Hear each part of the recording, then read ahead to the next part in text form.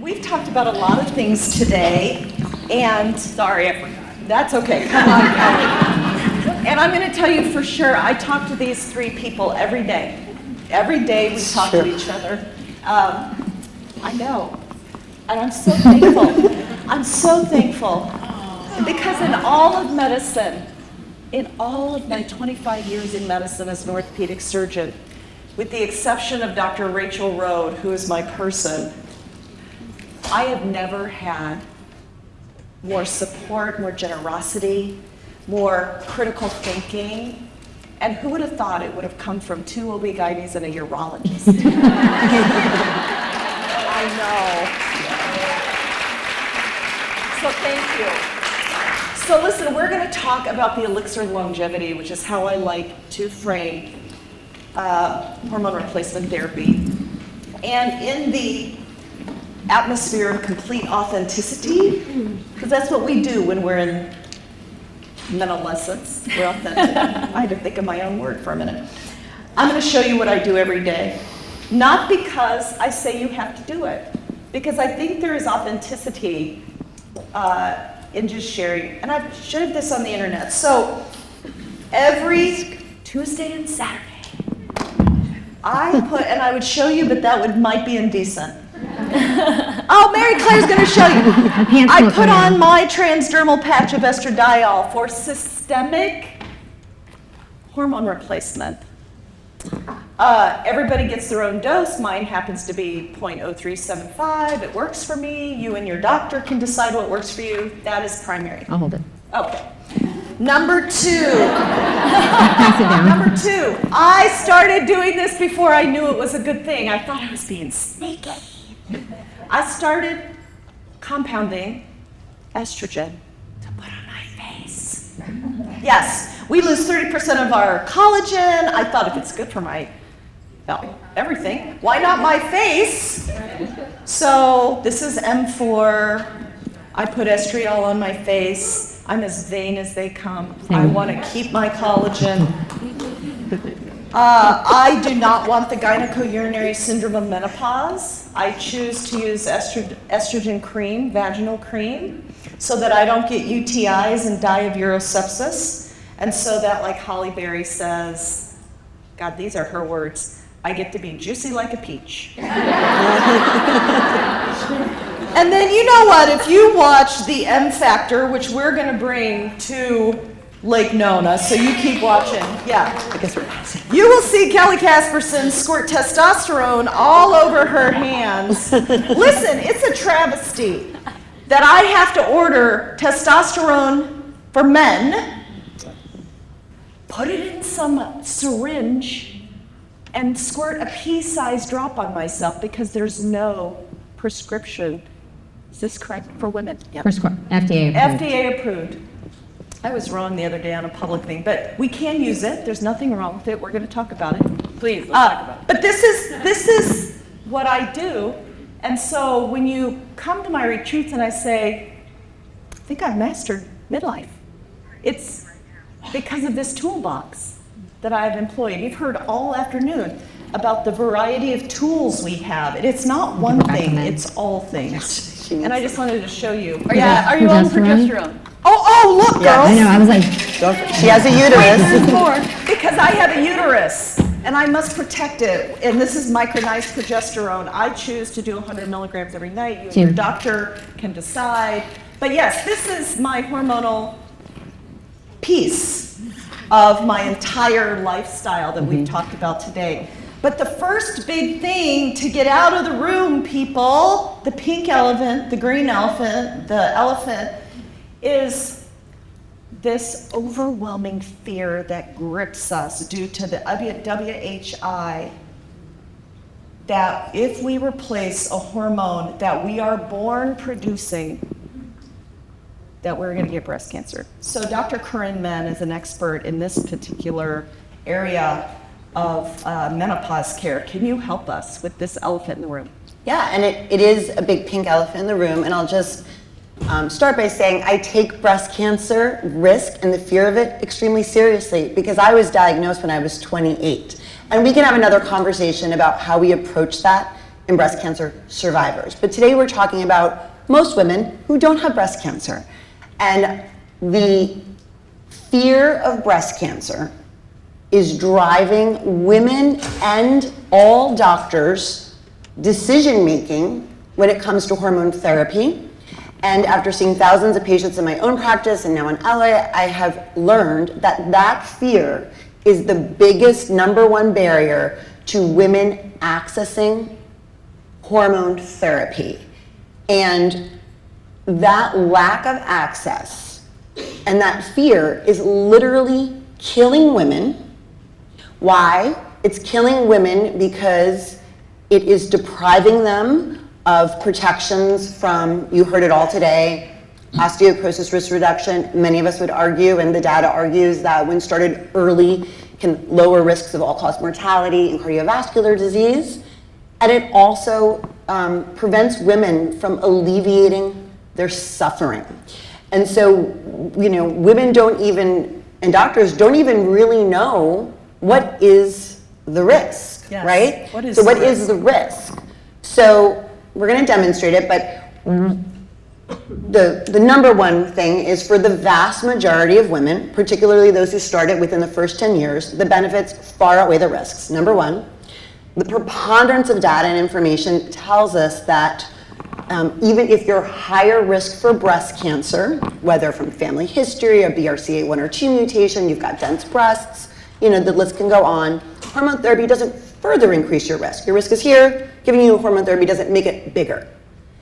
But let's demonstrate what it really looks like. So I'm going to ask this lovely lady in green, because she's right. Can you stand up? Sorry to make an example of you. All right, so in this room, there's about 500 women. So in your mind, I want you to double this room and make it 1,000 women, okay? The reason why everyone's afraid of hormone therapy is because in this $2 gazillion study called the Women's Health Initiative that we learned a lot of good things from, we did, but it was misinterpreted and mismessaged by the media, alliteration, and it was less than one additional case for every 1,000 women taking it, it was actually 0.8, got non-fatal breast cancer, but not an increased risk of breast cancer mortality. And it was because that one person here in green in a room of 1,000 people that everyone's afraid to prescribe hormone therapy.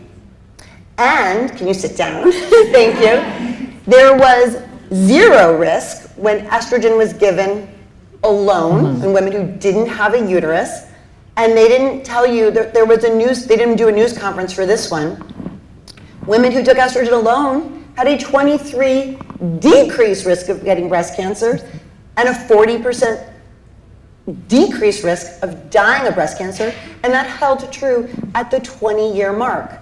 And the one person that we had standing who did get diagnosed if she was taking a combined estrogen and progesterone, did not die. It wasn't an increased risk of mortality.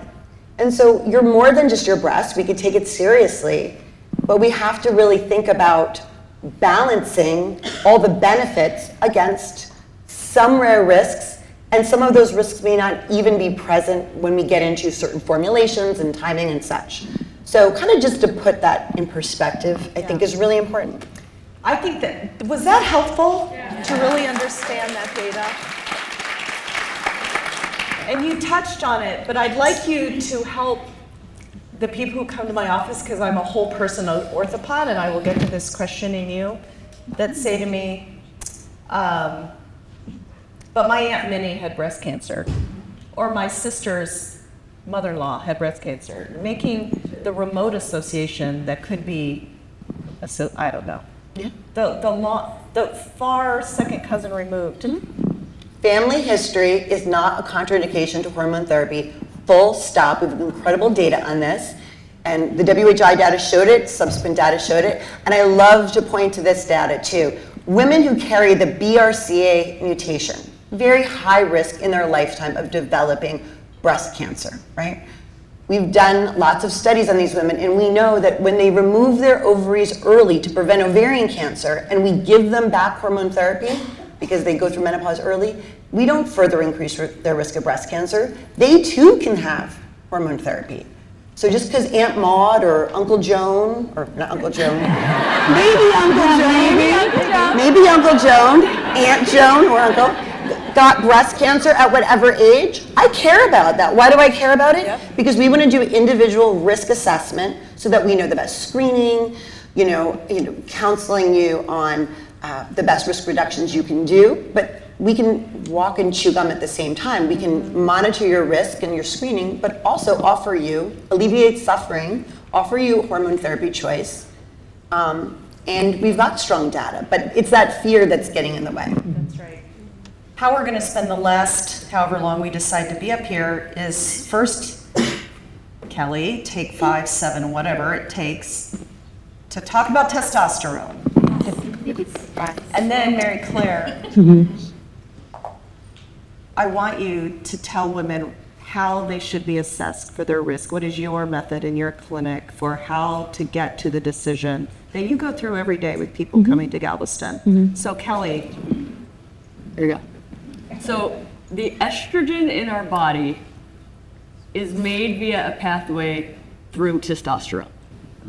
I did not learn that in medical school. Gynecologists don't know that. The ovaries, the adrenal glands, and then end organs, meaning muscle and organs, all of that produces testosterone in our body. Testosterone in our bodies actually starts to go down in our 20s. It's a much more linear thing. There's no absolute drop off. Your last period is meaningless for many things, but especially for testosterone. And I mean, I give people 10 times the dose of testosterone every day. They're called Menn. And there's this amazing paper published, and it said, at this point, we believe we have enough data on the safety and the benefit of testosterone for women that we can recommend its use. The publication of that paper is 1946. I know, I was shocked. So it is extreme gender bias, all the way to Google. That when you Google, what does Google say about testosterone, right? First sentence, this is the male hormone. We've gendered hormones. We've also called these amazing hormones called estrogen, progesterone, and testosterone, we've labeled them sex hormones. Why did we do that? We did that because we discovered them in ovaries and testicles, right? So, they must be useful for reproduction, which they are. But they are also profoundly important in bone, in muscle, in heart, and in brain. So we have limited research on why do we need to research testosterone in women now, right? Because everything, remember, we knew that in 1946, and then the Iron Curtain dropped with the WHI, and then really nothing's happened in the last 20 years. So we're pushing women outside of conventional medicine by not FDA approving a product. When we FDA approve a product, we say the only legitimate reason for you to have testosterone is to increase your desire in sleeping with somebody else. 90% of those people are male. Our only option for that hormone shouldn't be our sexual desire. People are like, the only real indication is sexual desire. And I'm like, where's the libido organ in your body? Testosterone doesn't go into the libido section and only work there. And the thing we really see for testosterone is mental clarity, mental sharpness. A woman said to me, my world was black and white and I took testosterone and now I'm in Technicolor. You know that part of the Wizard of Oz? That's my life now. She's a scientist, so she stopped the testosterone, went back, and she did it again. She's like, that's over. So my personal, because I've done all the research, I teach the tests on testosterone, and to me, I'm like, it is not to be feared. It is a class 3 scheduled medication by the DEA because of the doping scandals in sports in the Olympics, which now East Germany doesn't exist anymore, so I would argue our regulations should be changed. But because of some people who really want to cheat in sport, you shouldn't be unable to get a hormone that your body naturally produces. So I'm on a fight personally to deregulate testosterone, which will deregulate the stigma of it, allow all the amazing telehealth companies better ease in prescribing across state lines. Because remember, testosterone is more regulated than estrogen, progesterone, insulin, thyroid, all of our other hormones. So deregulating, number one, and number two, getting an FDA approved product, which God bless them, they'll probably put it in a pink box and charge $400. But it'll start the process of validating that this hormone is important. When women say they have experienced good things from it, it's not from their placebo effect. It's because it actually works. So I love the topic. I hope that did it justice. That's good. I have a follow-up question though. Briefly, talk to me about, we have to do labs with testosterone, and why, if we have a choice, we prefer a non-pellet method. Yeah, love it. So because, going back, I do not blame the women for the pellet epidemic. Women want answers, they're suffering, they're seeking care. They're seeking people who can help them. I do believe, I'm not a total black and white on pellets, I do believe there are some women, the rarity, who do very well at a higher testosterone dose. That is not the average female, however. So we shouldn't go, this is my analogy, we shouldn't go from sea level, because your testosterone is very low by the time you're caring about testosterone. Sea level to Mount Everest feels really good, it's a rush, but it can feel really crappy, right? And there are some changes that can happen that are irreversible. Also with pellets, you can't take it out. You can't undo it if you feel really crappy because it's sustained release. It's also the most expensive way to get testosterone currently. And we're gonna live 40 years post-menopause. You shouldn't have to remortgage your house to pay for your hormones. So for all of those reasons, cost, dosing, to me, I'm like, get your baseline testosterone, transdermal, it's gonna raise you up to that double digit, that really nice 40 to 80, just a high physiologic, what the research shows, where women tend to really do well, but not see the side effects like hair loss, clitoral enlargement, voice changes, all that stuff. A little bit extra hair, but Shalene gave us a little. We're gonna have that anyways. That is a known side effect. Most women say, I'll keep on my hormones. This is pretty easy. So that would be with pellets. It's not a hell no. I think there's a caveat. There's a reason women are doing it. There are some people, but to me, I say you got to earn your pellet. By knowing how you're going to respond. By getting on legit physiologic testosterone, seeing how you're doing, and then being like, okay, I like this. I want to try a little more, and I want something I don't have to do daily. Like, there is a person, but by and large, that should not be a woman's first introduction. Or her only option. Or their only. Anybody who says there's one way to get testosterone and it's a pellet, that's not true. So Mary Claire, how should we do this? Walk us through the patient experience. How should we? Sure. So, patient comes in, I've already reviewed her full medical history, her sexual history. I know what her desire status is. I know if she's having pain, all that paperwork is done on the front end. So then we can focus on her problem list, right? Why are you here? And the first things out of my mouth are, how can I serve you today? What can I do for you?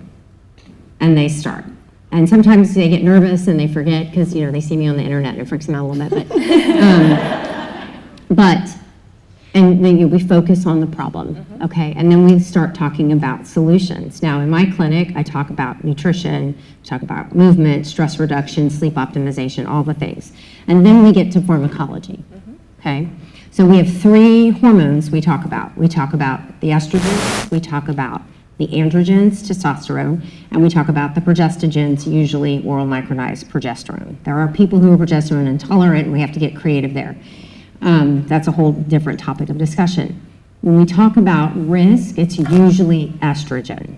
Testosterone these are all natural hormones our bodies make, okay? And if we stay in physiologic ranges, testosterone is basically, as long as you do non-oral, there's no risk, really. Okay, other than losing some hair, some cosmetic things which are very distressing. But if we stay physiologic, usually that's not a problem for most women. Progesterone, some people are progesterone intolerant, but it's not really risky in the natural form of progesterone.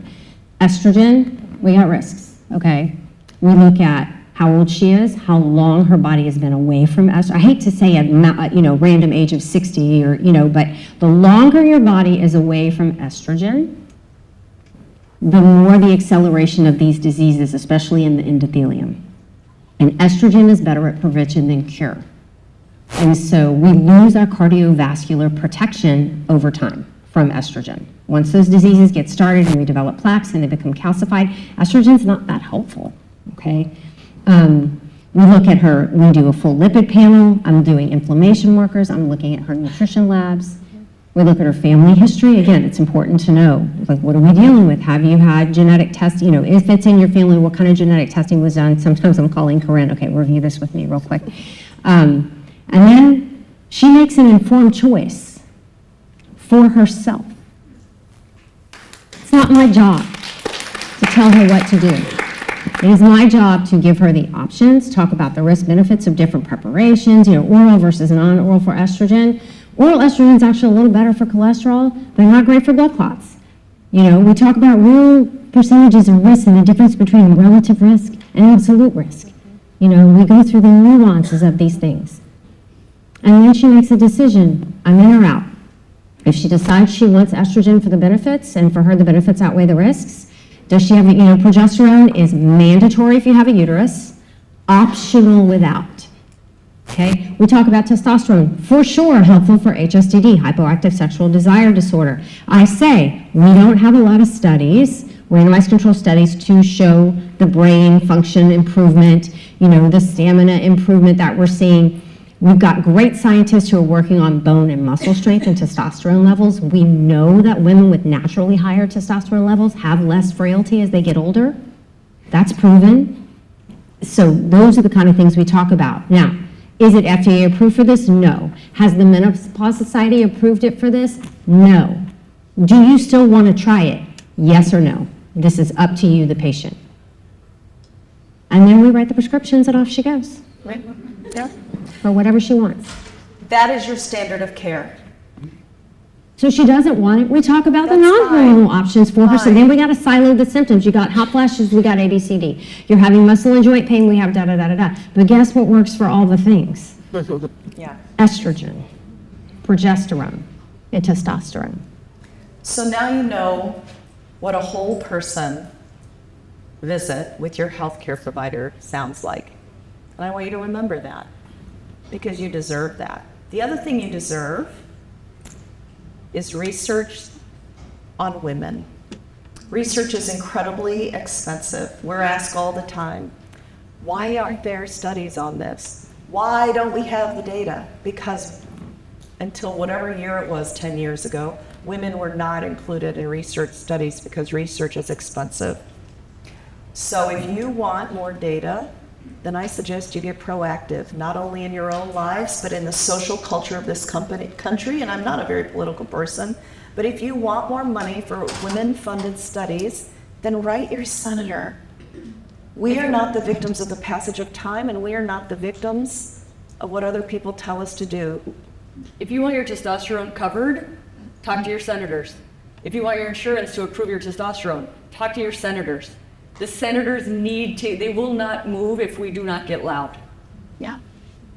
So Jennifer Weiss-Will, who is an incredible, she's a lawyer at NYU. She does a lot of women's health legislation. She writes the legislation and the bills that go through. We're working on a guide that will be absolutely free. Here's what you write to your senator. Here's what you write to your congressman. Here's what you write to the FDA. Here's what you write to the NIH. Tools for you to make this easy. So we got to get loud. Because there's politics in everything, and there's politics in these regulatory agencies, and we've been left behind. But you are powerful. You are 51%. And if you want something, you just have to act on it. Because if not, sorry. that's okay, go. I would say, I would add, if this seems hard to you, it's because it is, but you're making it easier for the next generation. And if we don't change it now, they're gonna have to change it, and it'll just be more years of concrete lack of movement because we didn't change it. That's right. So this conversation at this point has ended on, if you want what you want, then you have to act to get it, right? So as we move into one of our last panels, which is all about how do I get what I want, what I wanted, I want to thank you, my dear friends. Thank you.